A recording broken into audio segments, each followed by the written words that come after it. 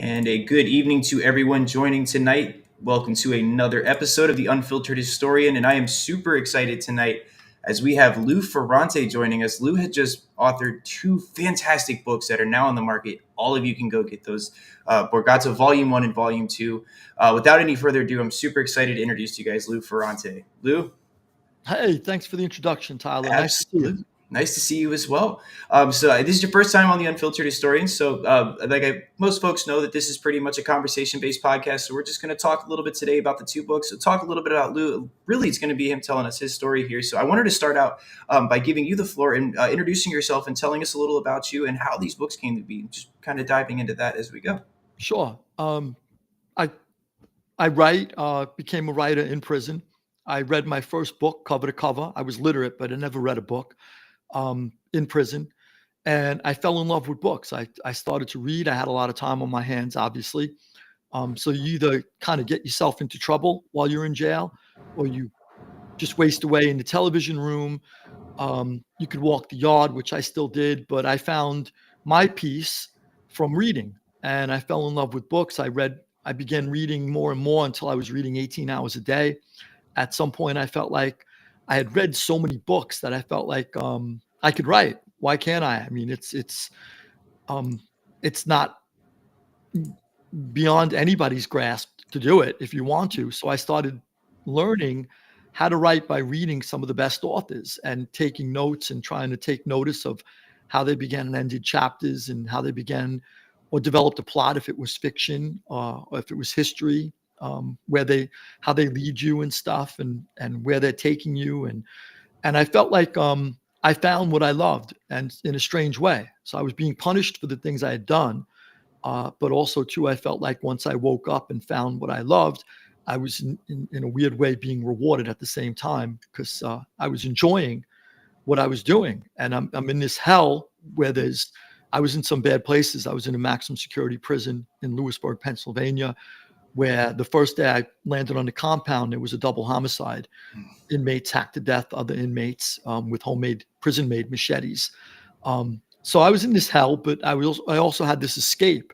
And I learned, like, throughout history, there's been so many people great figures throughout history who loved books when they were young or continued to love them when they were older. And a lot of great writers and stuff. And they found solace in books. They found like it was an escape for them. And I felt the same way. So that said, I came home, I started to write. And how these books came about, my last book was an international bestseller, translated into 20 languages. It was called Mob Rules, What the Mafia Can Teach the Legitimate Businessman.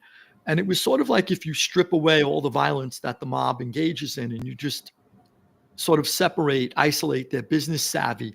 They're pretty smart businessmen.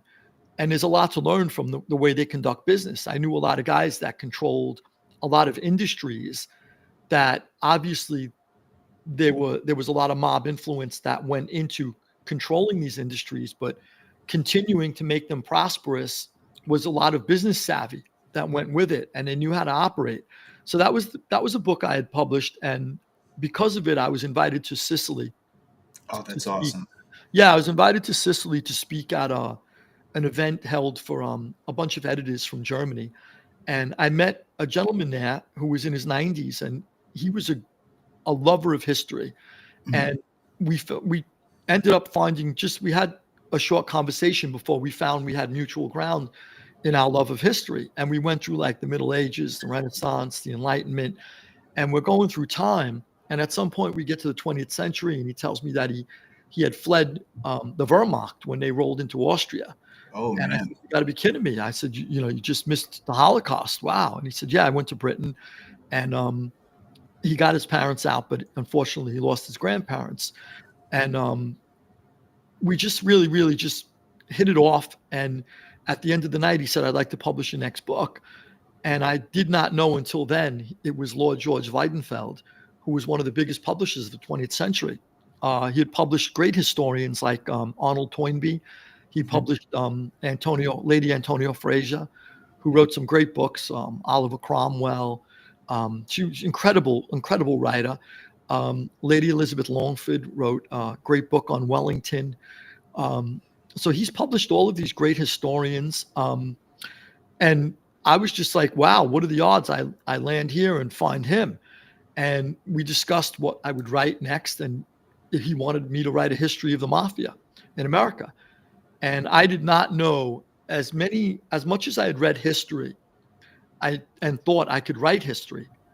I never gave it deep thought, and I never realized how much goes into being an historian, because it's like a detective, and Mhm. you really, really have to get to.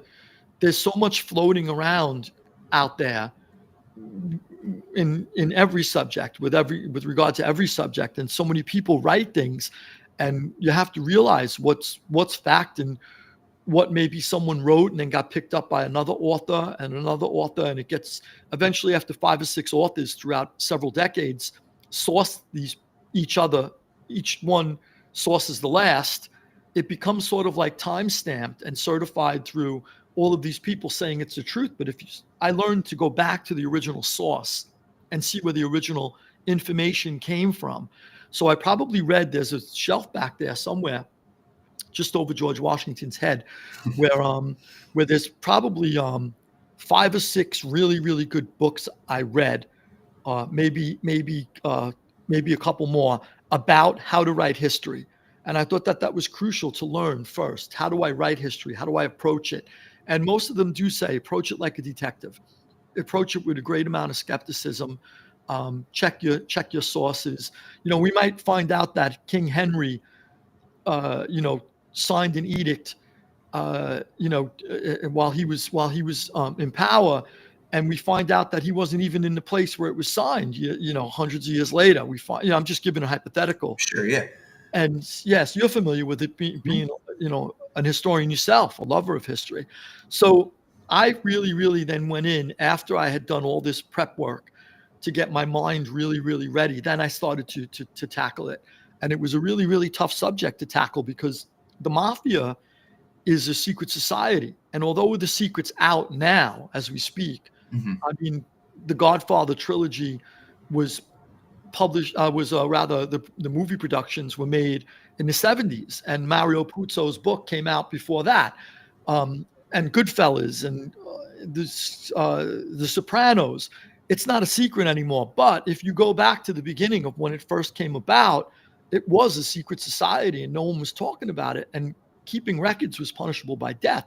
So it was really, really difficult to get to the bottom of how it all started. But I believe I really, really figured it out. I figured out, I believe, where the word mafia came from, the true meaning and the origins of the word omerta, when it exactly came about, how it came about. And I wrote all of that in the first volume, Borgata, Rise of Empire. And then once I got past the origins and started to, you could start to eventually have biographical figures that you could hone in on. That's when the story started to become a lot more clearer, because there's records now. And the more as time goes by, the more records available, the easier my task became as an historian, because I have things to rely on more and more. And I'm not groping to put pieces together. And you see that as the book evolves, as the trilogy evolves. Absolutely, and that's something I really really liked. And I mean, to start out, when I first picked up Borgata Volume one of the best things, and as a fellow Italian myself, Mhm. you talk about how Italy produces so many, and this is just that preface paragraph which I thought hit so hard in the beginning, because you're right. The mafia has been so publicized today, and it's almost, I don't want to say popular, but it is. It's something people want to watch: Sopranos, Godfather, you name it. But you say Italy has produced so many beautiful things, Mhm. and the one thing that I'm writing about is the one kind of the ugly side of Italy, if you will. Mhm. It's something that Italy does put out that isn't the beautiful Mhm. artistic Renaissance piece.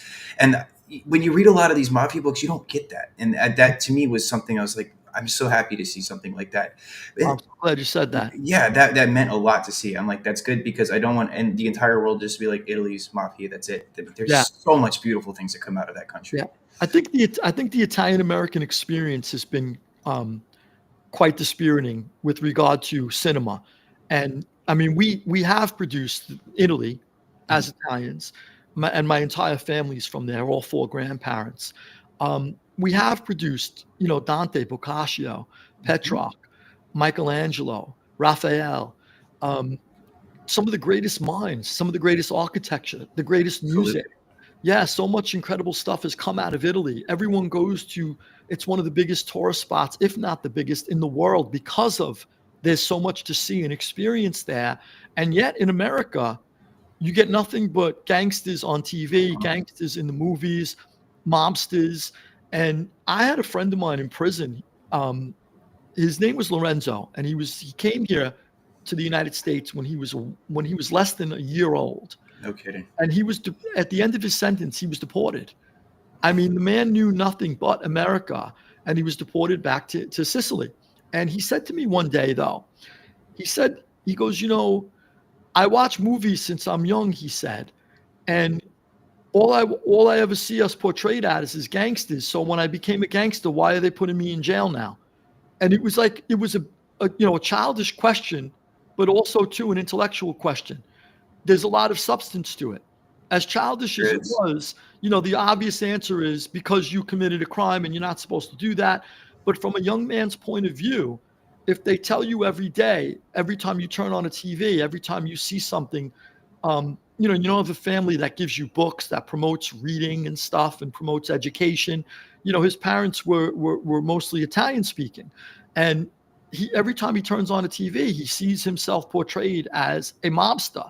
And then when he becomes one, now he has to go to jail and get deported. So it's a good question, believe it or not. And that's because we've been overlooked in this country for the great things Italians have done. I feel like we're thought of as, a lot of times, as you see in volume 1, I went through the different derogatory names we were called, heavily discriminated against. And 100%. Everyone forgets that. Yeah, everyone forgets that now, which is a good thing that it's forgotten now. We've assimilated. I think we're thought of more equally now for the most part. Not all the time. I had an email trail with Hollywood people once. We went back and forth for 6 months, over a project, and they keep calling me Tony. I mean, how many times are you going to call me Tony before, I think that's really discriminatory. Then, yeah, I mean, so, look, we don't complain.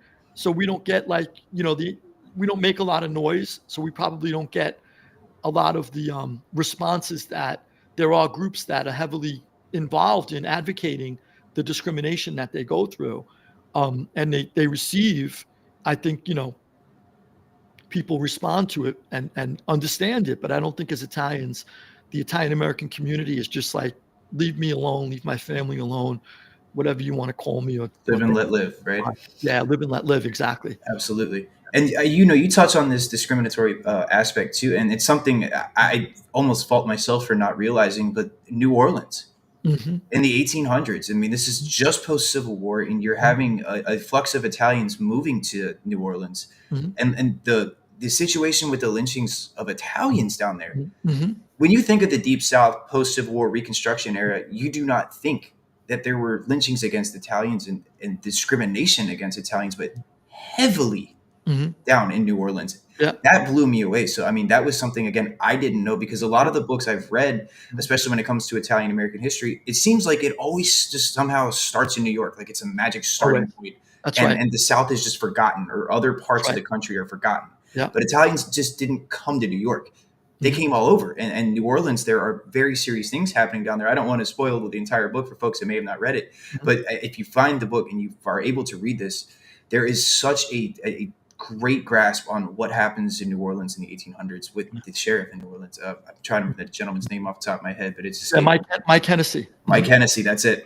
That whole story. I mean, how did you? That's a good question. Here is like, how did you get to the research for that? Like, what brought you to finding information for that? Yeah, so I tried to get to the earliest origins of the Mafia in Sicily. That was the first thing.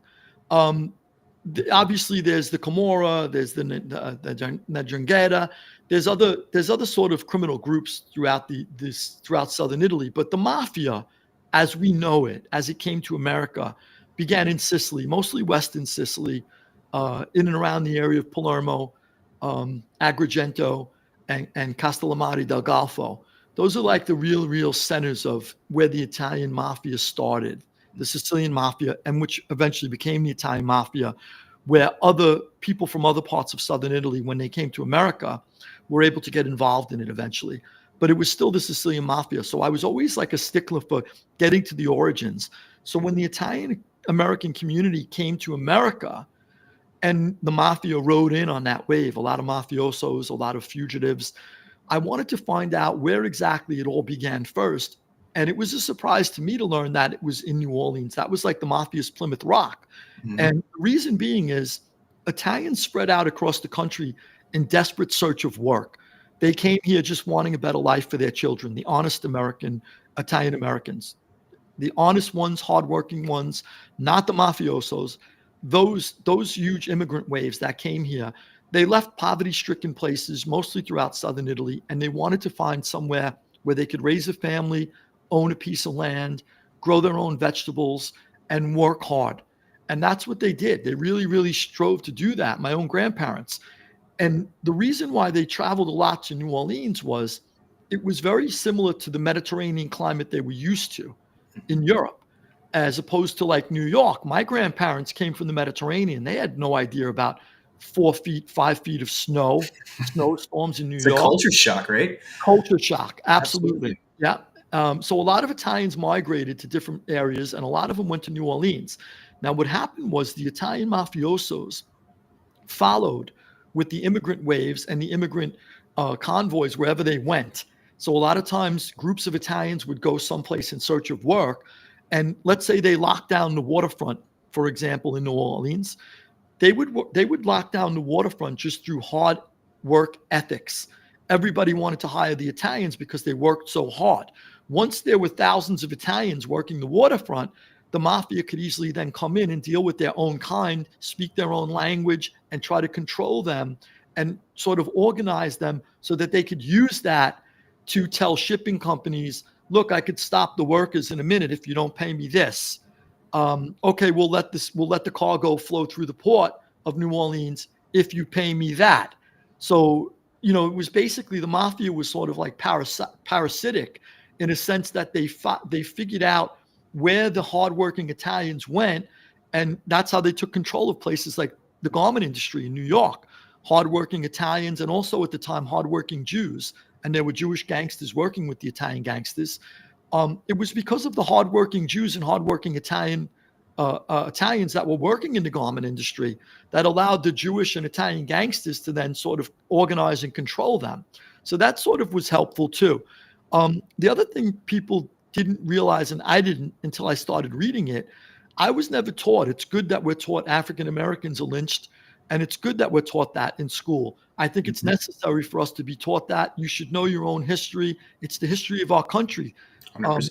Yeah, and African Americans, we hear most of them, their ancestors were here long before the rest of us. So, right. yeah, so it goes back to the beginning. However, I feel like the academics, and they should be criticized for this, have left out that the second most lynched group in the South, next to African Americans, were Italian Americans. And I was never taught that in school. Neither was I. I first found out through you. I was like, oh my gosh. Exactly. Like, Yeah. no idea about that. It was, even the Mike Hennessy situation and the reaction that the whites had against Italians, you see a strengthening of the Black community and the Italian community in this era. And again, this is something I didn't even consider because it just never broached any topic of history that I've ever been able to study, or no one has ever even taught me that in the school. Yeah. So I hope that, maybe there's some light shed on that at some point to where this can be more of a prominent thing in history for us Americans to understand. Yeah, I hope so. And you made a good point. Italian Americans and African Americans became very, very close at that time because both of them felt discriminated against. And when white America didn't want to live like in the neighborhoods where the African Americans were because they felt they were better, the Italian Americans said, it's not a problem for us. We're fine with them. And they went and lived next to them. They voted alongside them. They helped them in so many different ways. And I think it was a really, really close bond. And I use sources like the New York Times that wrote about that back then, how close these two groups were. And, it's unfortunate we're not taught this. And also, too, the lynching in New Orleans was the biggest mass lynching in America. And the other thing, when I mentioned that Italians were the second largest group lynched in the South, and people I've talked to while I was writing these books would say, no, I never heard of that. Literally teachers, professors. And I'm like, you got to be kidding me. Well, I had to go out of my way to find pictures of that. And I ran one of the pictures of Italians lynched hanging from a tree so that no one can question the authenticity of what I'm saying inside the book. They're sitting there for you to see. Two of them are hanging from a tree. And that was just two. Plenty of them were hung. And, the Italians were called at the time pizza, Niggas. That was like the slang term for Italian. So it was really, really horrible. And I wanted to get that across. And the reason why, how it feeds into a Mafia book, in case anyone's wondering, because it definitely does, is what I told you, how the Mafia capitalized on hardworking Italian immigrant labor. But the other thing, too, is the Italian mobsters felt like they were so discriminated against and so sort of like at a disadvantage in America that they used that excuse for many, many decades to come when they banded together and created our thing, La Cosa Nostra, this thing of ours, our thing. This is the thing that they felt like, this is our thing. The groups of Americans who want to discriminate against us, fine, they have their things. The WASP politicians, white Anglo-Saxon American, white Anglo-Saxon Protestants, they control Congress, they control the Senate back then. But we have our thing. We control the underworld. And that's something that we cherish. That's our thing. Don't mess with it, or we'll kill you. The government of the United States has the authority to kill. So do we. We have the authority to kill. Those are the only two organizations in America at that time that had the authority to kill. One of them was self-given, obviously, the Mafias. The other one is by nation, by right of a nation state. You have the authority to either, we have the death sentence in America for treason, and we could also declare war on other nations and kill. But the only other organization within America that's ever had that authority, even though they gave it to themselves, has been the Mafia. Yeah, that was another fascinating thing. And, you're talking the politics with the New Orleans thing, just to circle back for a second. At the time, I believe it was Teddy Roosevelt who was in office at the time, and he almost championed this. He did champion this, not almost. This man heard about this and almost patted on the back the citizens in New Orleans for carrying this out, if I'm not mistaken. And that... No, you're exactly right. Yeah. I was in shock too. So I'm a huge, I've read quite a few. I read Morris's books on Teddy Roosevelt. I think Edmund Morris is his name. Yep. The trilogy, right? Yeah. And I'm a big fan of Teddy Roosevelt. I liked him as a president. I think he's done great things.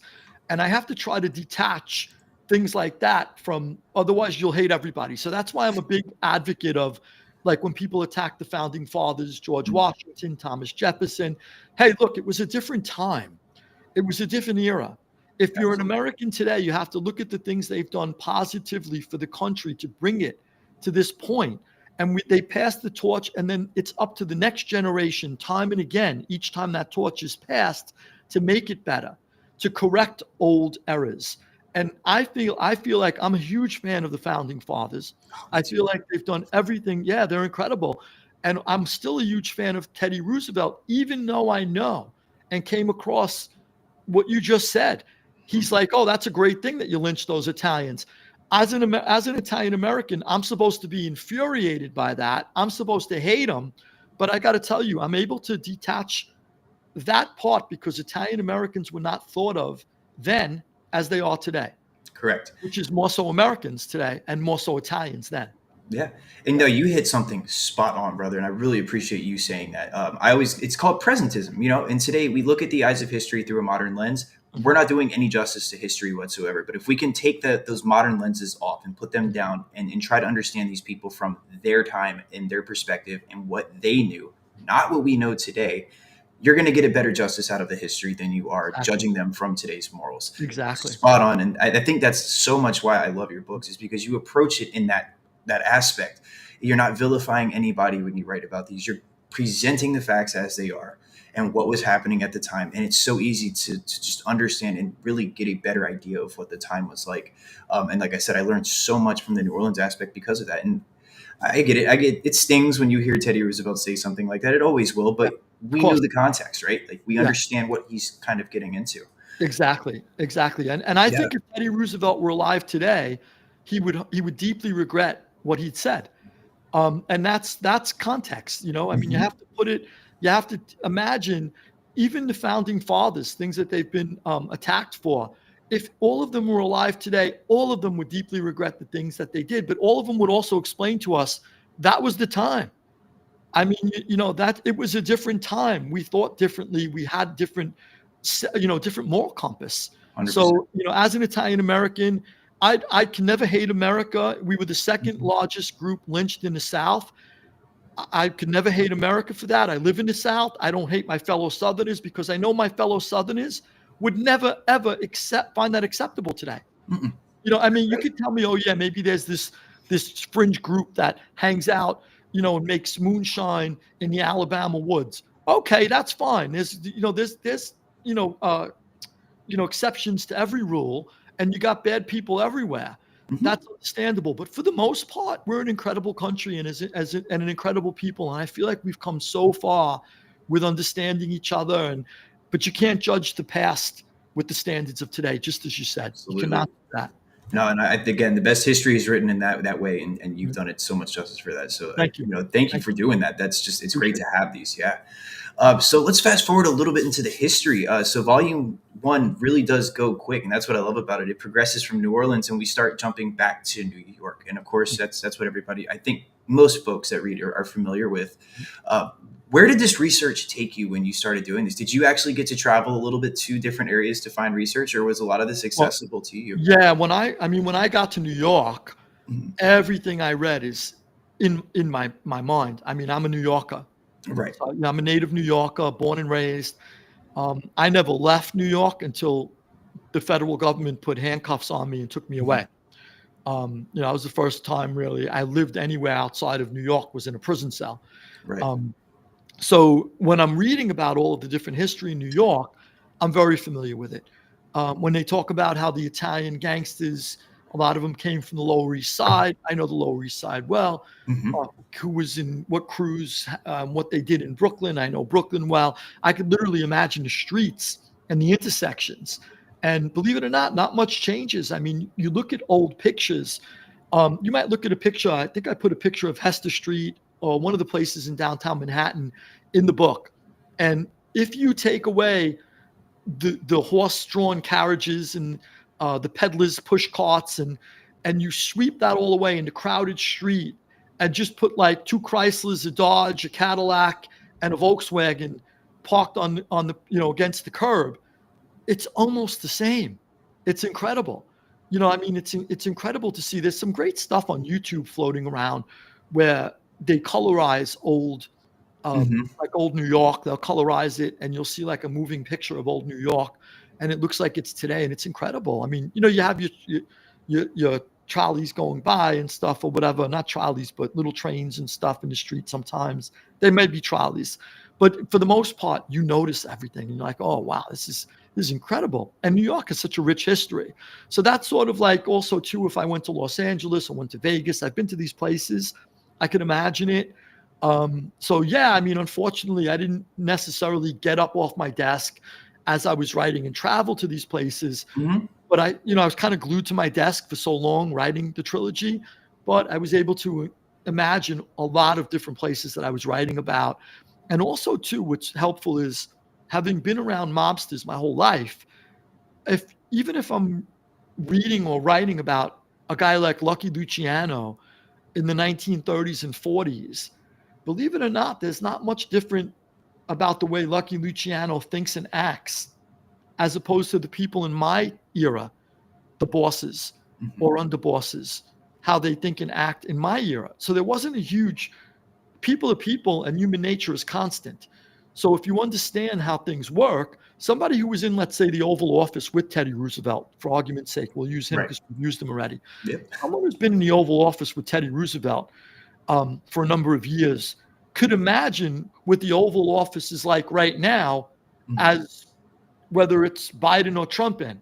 They Right. could pretty much imagine, gee, there might be some different policies coming out of the Oval Office that are distinctive to Biden or Trump that are very different. However, how things work, how things go up the chain, how decisions are made, who sits around on the couch, and who pulls the strings, who makes the appointments.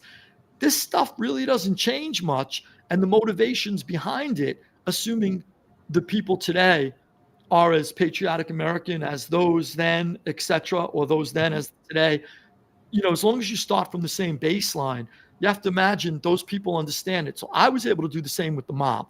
I could envision it. I could see it. If that's how I was able to debunk a lot of myths. Right. Well, at times, yeah. And you saw that, right, in the book.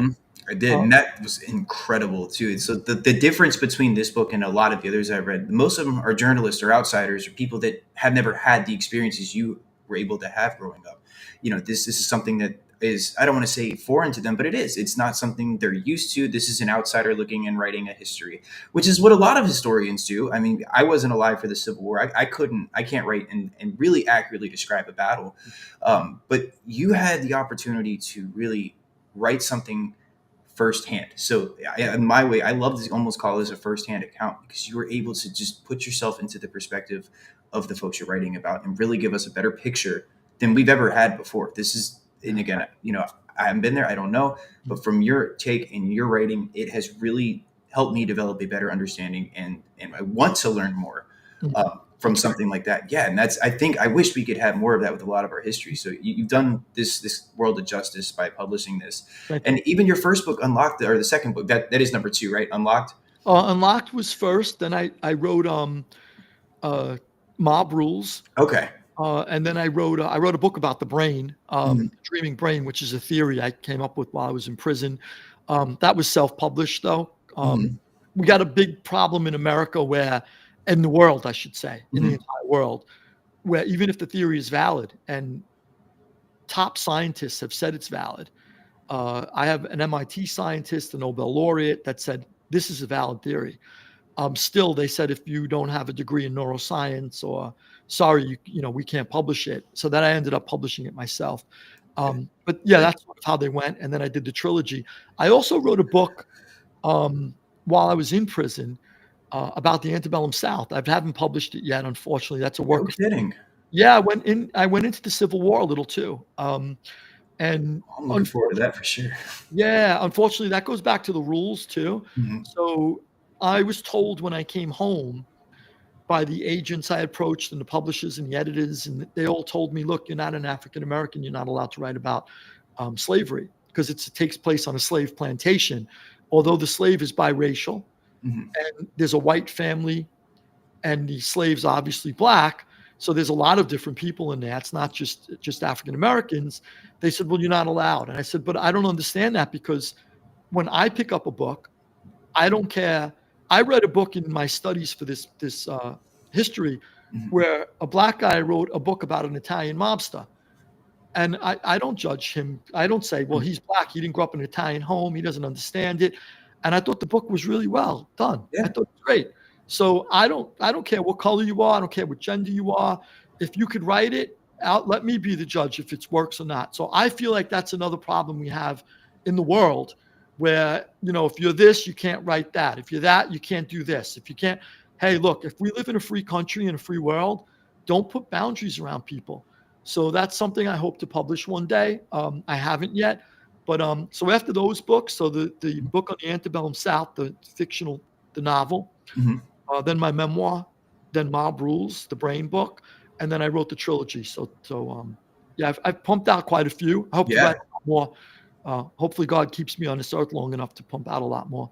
No, and yeah, your writing is incredible. It's something, and when I found, because Borgata was the first one that I found of your writing. Again, I told you I went back and found Unlocked right before I read this, because again, primary source is always the way to go with the historian. It's always a good tool to use, and that was one of the best memoirs I've read. And I'm serious. It was fantastic because you speak at conversational level in your book. And I think that is the best approach to history. That's always kind of been my philosophy before even reading your books. I'm like, wow, this guy's doing exactly what I've told people. Like, who wants to hear this old guy at a lecture podium just nailing away fact, dry as all get out? It's not worth it. You don't pay attention.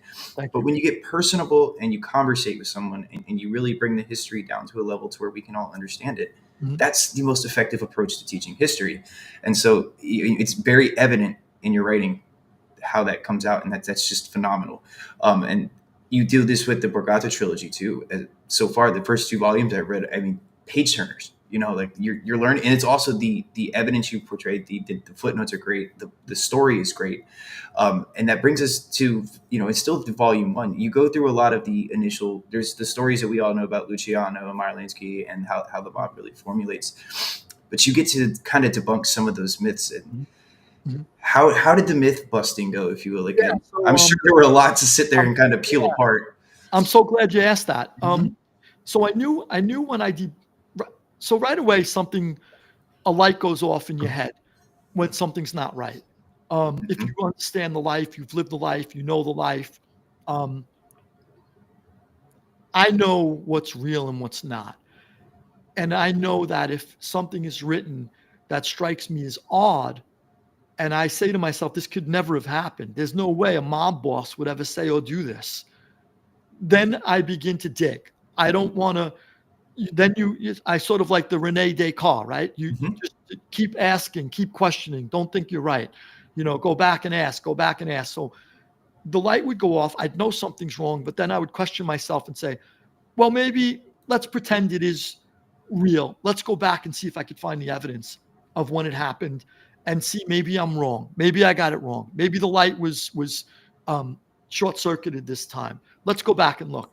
So I would go back and then try to find the original sources where that story came from. And that goes back to what I said when I read all those books about how to be an historian. I would go back and find all the sources and go back to the earliest source.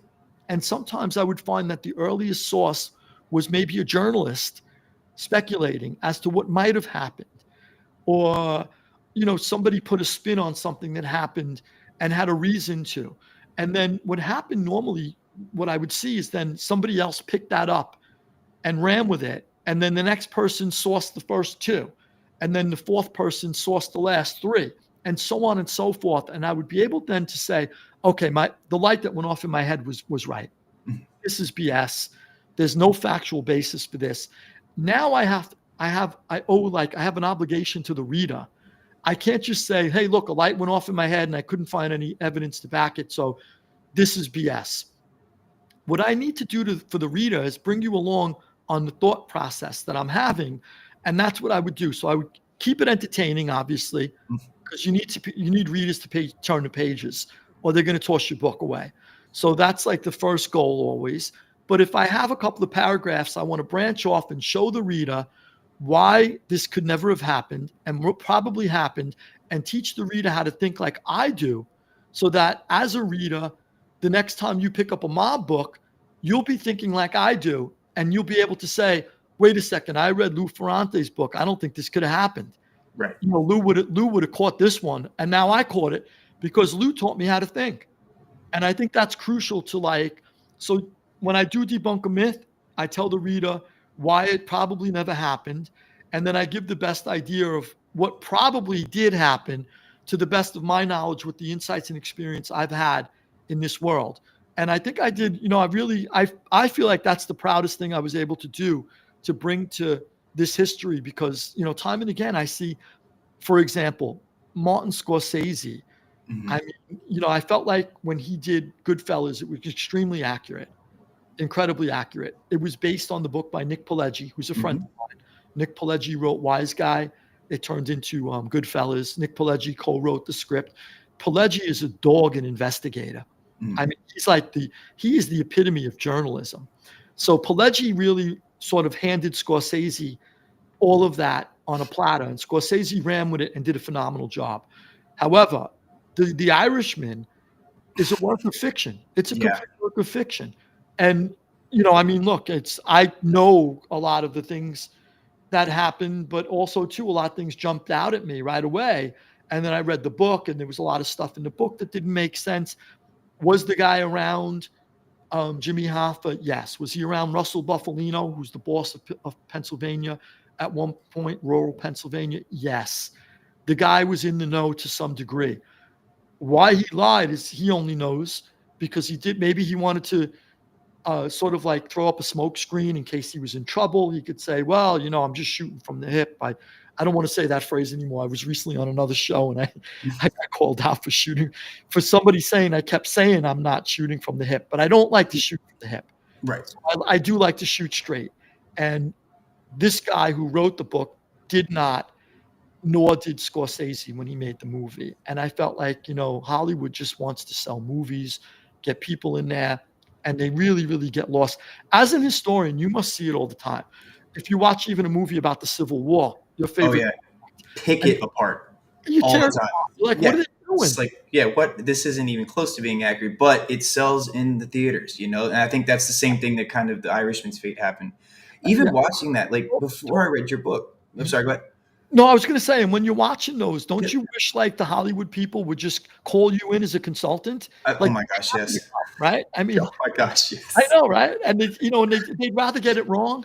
I mean, but go ahead. Sorry. No, so reading your book, you were talking about how you've been kind of helping the reader change their mind. You did just that. I've read the I Heard You Paint Houses book, and it is what it is, right? It's not, but you knew, and you had the most clear and believable understanding of what happened to Joey Gallo that night. Oh, absolutely. It's a fact too. And I knew the guy. So when Sonny Pinto killed Gallo, when Sonny Pinto went on the lam afterwards, he was on the lam for many years. He's dead now. But when he was on the lam, I knew someone who was in charge of the Colombo family back then at the time, who had to send money every month through other people. He didn't even know where Sonny Pinto was. He would give an envelope that came from the family, the Borgata. Mm-hmm. He puts it on the side. He sends the envelope, and the envelope goes through other people till it gets to Sonny Pinto. So, only the last guy knows where he is. Mm-hmm. And the first guy has no idea who that guy even is. And so Sonny Pinto why was Sonny Pinto getting a check every month? Because he knocked off Joey Gallo for the Borgata. He did a favor for the family. He gave up his own life. He sacrificed his own life. So I'm reading I Heard You Paint Houses, and he says he did the Gallo hit. I go, is this guy out of his mind? Joe Fish Luparelli was on the corner watching the whole hit. Joe Fish Luparelli literally went and also told his handlers, this is what happened. I was there. I'm the guy who told Sonny Pinto, hey, Joe Gallo's in Umberto's. I knew the skipper who owned Umberto's. Mm-hmm. I didn't know him well. I met him on the street a few times. These are real people that were from my own time. I know it's a blatant lie. So you got to say then, once you know it's a blatant lie, you got to say, well, what else is a lie? The other thing he did was he said at one point, Sally Bugs Bergoglio killed Hoffa. Mm-hmm. Then he went back on it and said he killed Hoffa. Then he said Sally Bugs. Then he said him. Okay, who was it? So, to the best of what I was able to find, Sally Bugs pulled the trigger. Right. People might contest that, but to the best of what I found, Sally Bugs, who worked for Tony Pro Provenzano, who was from a crew in New York/New Jersey, he pulled the trigger. So, look, are there things in there that ring true? Yes. I read the book too. There's a lot that's true because he was in the know. He was around these people. But I think he either implanted himself in situations where he wasn't. Who does that a lot nowadays? There's a few YouTubers, and you know exactly who they are. They've been around forever. One guy swear, his claim to fame is I killed 19 people. I'll just say that. And this guy inserts himself in every single mob story you can imagine. We're all human. We can only be involved in so many incidents. So I have another friend who was involved in things that he did. He left the life. He was a skipper. His father was an acting boss. Probably, technically, he could have been considered an official boss because the commission approved him at one point. But he called me up one day and he goes, that SOB, he's lying again. So I go, who's lying? He goes, he just went through this whole story as if he was there. And the story was about me, my father, my brother. He wasn't even there. He was never there. So he inserted himself. So you get a lot of these mob guys because they have to fill up YouTube channels and they need a new video every day or every other week or whatever it is. So you get, look, if I'm going to tell you I wrote a memoir, there's only so many crimes I committed. Mm-hmm. After that, I can't just start making up what I was involved in. That's what a lot of these guys do. I think you're right. They did. Yeah. Stark difference between Unlocked and Underboss, the books. Mm-hmm. I mean, you can tell kind of the fabrication that's coming out of one of the other books, but yours is just so realistic. And that's one, yeah, no, absolutely. And that's something that I really appreciated about it, is because you can tell who's really trying to sell books, or oversaturate their own YouTube channel, if you will. Yeah. And that's what it does seem like, because I can't tune in for 30 minutes with one of those videos. I can't Because no, yeah. I get you, and it's entertaining, and I think that's where it almost circles back to the Hollywood aspect, like we were just talking about. Mhm. It sells, people watch it, people eat it up, and sadly, people take it for gospel, and they think this is it. Yeah. And you've done it justice again with trying to. Here's what's really happening, and you could take it because it's written here, it's researched, Mhm. it's from the eyes of someone who understands this, Yeah. not from something that's just trying to sell you a book. You care. Your care is evident in the work that you do, Yeah. and that makes all the difference between watching one of these videos and reading one of those books versus getting a historian's take. And that's the best part about that. Thank you. Yeah, thank you. I Absolutely. painstaking effort of putting all the source notes too in the back, so that when I do source things, it's all I get very frustrated if I'm reading a book and there's a quote and I can't find where it came from. I go to the back. Hmm. Source notes are either not there or they're very sloppy, and there's no bibliography. It's very frustrating when someone especially writes a book about history. It's more understandable if the guy, like I just recently read a book about Lord Burghley, who was Hmm. like sort of like the chief advisor. Isn't heavily sourced, but the guy's writing in either the late 1800s or the early 1900s.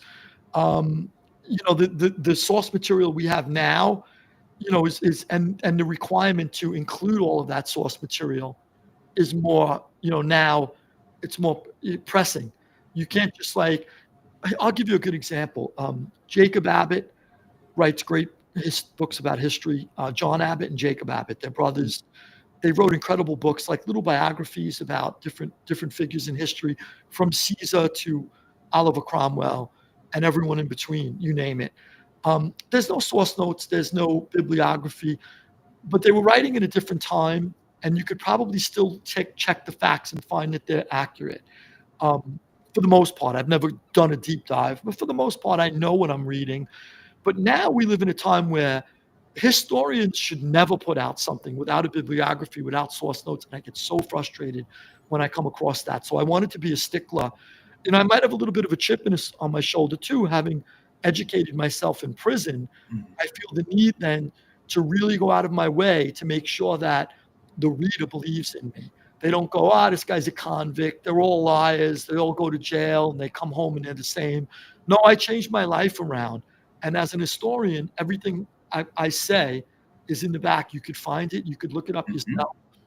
It's all from archived material. No, and that's that I think another really really appreciative thing I have with you is I'm not a college educated historian myself. This is self taught. I grew up. I didn't have the ability to go to college. I just didn't have the funds. Family didn't have the funds. So I did the same thing. I picked up book after book after book. I went out to these battlefields. I did that. And there's kind of a stigma in this world that if you don't do that, if you don't go to that school, you can't teach history. Well, I've been doing this for a long time now, and I get to mingle with the great historians that have done that. And I think you also you provide a light and help other folks in this field that may want to do history but feel intimidated by the fact that they may not be able to go to college. Are people not for a second did I take you for not a historian for not going to school? Thank you. I For appreciate doing no, yeah, absolutely. What you did is almost more commendable than spending 4 years at a degree. You were able to change your life and find history as an outlet. And I mean, I can't. Hats off to you for that. Seriously. Thank you very much. Appreciate Absolutely. that. You know who's like us? I really, really fell in love with his writing. Eric Hoffa. Yeah. You're familiar? Yeah, incredible. He wrote one book about The True Believer, it's called. Mm-hmm. And it's incredible insight into human nature, like you can't imagine. And this guy basically, I think he may have been an immigrant to the United States, but I forget if he's German or what he was, maybe mixed, but he's an American. He works the docks, and he basically, in his spare time, he's an avid reader, and then he begins to write, and completely self-educated. I mean, pick up True Believer. I think it's True Believer. I've read it so many years ago, but I did run through it twice because it was so good. And there's a few other smaller books that he's written, but he's absolutely brilliant. And I think he cites as one of his favorite authors, Montaigne. I'm not sure if Montaigne ever had an education either, but there's a few of us out there floating around. And my hat's off to you. I Yeah. would have took you for someone who had a PhD. So who the hell knows, right? Right. You talk to someone. No, that's absolutely right. Yeah. And we're nearing 10 minutes out from the close of this. I just want to dive into volume 2 because that's your most recent one here as well. And boy, was that one just absolutely fascinating. That picks up very quick. And I think you kind of say that in the beginning, like, we're going to move fast. So, like, get ready for this one. Mm-hmm. How did that research, and that's what I'm so fascinated with. Like, how did you get into that? Like, that, good Lord. Thank you for saying that. Yeah. That was the deepest dive because I had to go through the Kennedy assassination and the mob's part in it. And that alone, because of all of the information, lack of information, misinformation, disinformation that we have been fed as a public or not fed for decades, really, really created so many rabbit holes. And I found myself lost so often. And I have to then find my way out of the forest and back to the path. And so it's really, really nerve-wracking to try to figure it out. And at some point, when I finally put down the pen and I took a deep breath after years of research the whole trilogy, all of the research and writing, it took the better part, almost 10 years now we're going on. By the time volume 3 gets out, it'll be 10. And that was a big part of it, that Kennedy stuff. But when I finally put down my pen, I did feel like I nailed it. You have that feeling. I remember reading when Victor Hugo put down the pen after he finished Les Mis, he knew he nailed it. And I felt the same way with the Kennedy assassination. Hopefully the stuff will come out. I'm not sure we could rely on. Yeah, I'm still not. The jury's out on that one. We hope we get what we want, what we see, the truth. I think a lot of stuff has been destroyed already. They've had 60 years to destroy it. It's hard to believe they've never crept in there one night and done that, shredded it. Right. But also, too, it's not just the National Archives. You have CIA, FBI, they're holding things too, maybe naval intelligence besides the National Archives. So I'm not sure how deep they're going to go and how much they're going to expose. But I think I nailed it. I mean, I got the cabal right, the players, all the moving parts. I source everything. When government officials who covered it up make private comments that they don't even believe what they're saying, I wanted to make sure that I sourced that. And you could see that these people don't even believe what they're telling us. And they know that. Members of the Warren Commission are the first conspiracy theorists, arguably, because they're the first ones who said, we don't believe. They approached a number of guys approached Chief Justice Earl Warren and said, look, we don't believe there was one shooter.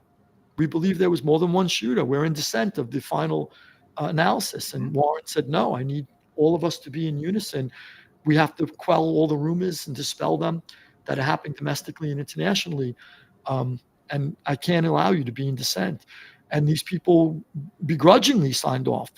The magic bullet, originally proposed as the single bullet theory by Arlen Specter of the Warren Commission. It defies the laws of physics. Everyone knows it's BS. And people in the Warren Commission knew it wasn't true. Governor Connolly, who was hit by a separate bullet than Kennedy, said you could never convince me in a million years that that's the same bullet that went through Kennedy that hit me. So is Governor Connolly a conspiracy theorist? I guess he is, because he said he doesn't believe it either. Lyndon Johnson eventually said, I don't believe it either. So is Johnson a conspiracy theorist? So I was dealing with so much at some point. It was very, very hard. But I think I got through it. I think I presented what to me strikes me as the best. Unfortunately, because it's a book about the mob, I left out a lot of moving parts that I would love to have put in. If it was a book exclusively about the Kennedy assassination, I'd have included a lot more. But I still think I was able to hammer down who the conspirators are, pretty much what roles they played. And I think it's going to come to light. Already we got some news that there was a second shooter in Dealey Plaza. Obviously, for any of us who've seen the Zapruder film, you see that his head goes back, not frontwards. It's an obviously shot from the front. But they've lied to us for 6 decades. And there are people who are dumb enough who believe it. They still say Oswald did it alone. That's right. the book depository. And I don't want to call them stupid, but I should say they're lacking in all of the materials. They should take a deeper look at it. I don't want to call anyone stupid, because before Right. I did it deeply, I would have said Oswald did it. I wouldn't have known any better.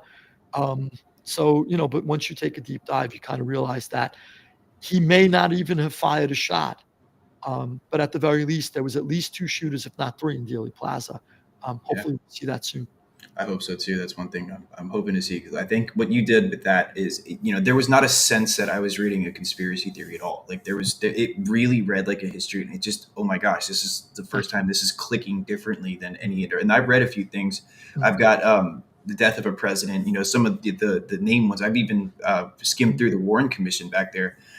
I agree with you. I think there was a lot of dissent in the Warren Commission. I think there was a lot of we don't agree with this, but you have to quickly wrap this up so that you can get the country together again and not have everybody questioning and not cause dissent throughout the country. If there's a unified agreement in the government, hopefully everybody else will. We'll see how much that works, right?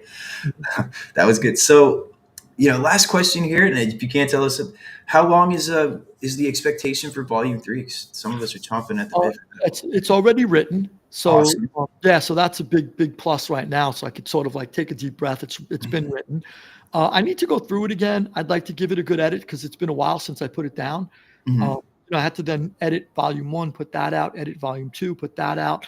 Now I need to give it another edit to Volume 3, make sure it's as polished as possible before I hand it in to the publisher. So we're looking at probably the beginning of next year. So this one came out the beginning of this year, the beginning of next year. So trying to get it out on time. It is done. I'd like to put some finishing touches on it. There's also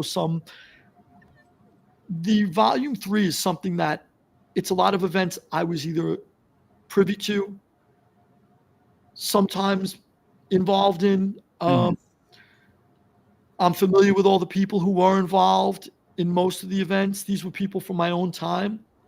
So I've spoken, since I finished it, I've spoken to some of my friends from way back when and have asked them some extra questions about the events that took place. And there's some input I'd like to, obviously anonymously, then they don't want me to, but there's some input. I want to touch some things up and add to the stories by saying, hey, this is also what happened.